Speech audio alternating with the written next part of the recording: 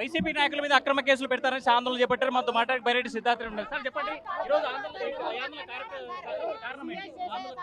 ఈ ఆందోళన చేయడానికి కారణం బాలు అనే పిల్లోడి పైన అక్రమ కేసులు పెట్టి హరాస్మెంట్ చేస్తున్నందుకే వైఎస్ఆర్ కాంగ్రెస్ పార్టీ యువజన తరపున అతనికి మద్దతు నిలబడడానికి ఈరోజు ఈ కార్యక్రమం. రాష్ట్ర వ్యాప్తంగా వైసీపీ కార్యకర్తలు ఎందుకు టార్గెట్ చేస్తున్నారు? వైసీపీనే కదా వాళ్ళకి పోటీ, వైసీపీనే కదా ఆల్టర్నేటివ్, రేపు అధికారంలోకి వచ్చేది వైసీపీనే కదా, అందుకని టార్గెట్ చేస్తారు. అంటే సిద్ధార్థ రెడ్డి వైరెడ్డి ఇద్దరు కావాలని యువతని రెచ్చగొడుతున్నారని మీ మీద ఆరోపణ. ఇప్పుడు అతని పైన అక్రమ కేసులు పెట్టిన మాట వాస్తవమా కాదా అనేది మీరు 3 టౌన్కి పోయి ఒకసారి ఎఫ్ఐఆర్ కాపీలు తెచ్చుకోండి. అన్యాయంగా కేసులు పెట్టలేదని అనుకుంటే మేము రెచ్చగొడతానట్టనే. అంటే మావిగాన్ పేరుతో రెండోసారి 2.0 పేరుతో మొత్తం రాక్షస రాజ్యం తీసుకురావాలని ప్రయత్నిస్తారని టీడీపీ ఉదయమంటారు.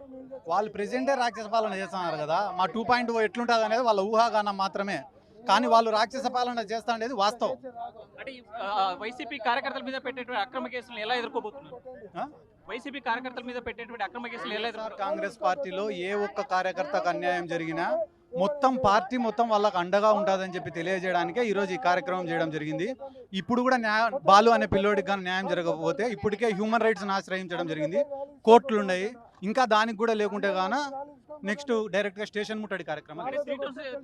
సిఐ పైన ఇప్పటికీ అనేక కేసులు ఉన్నాయి, ప్రైవేట్ కేసులు వేస్తున్నటువంటి పరిస్థితి, ఎందుకు ఇలాంటి సిచ్యువేషన్ ఉంది?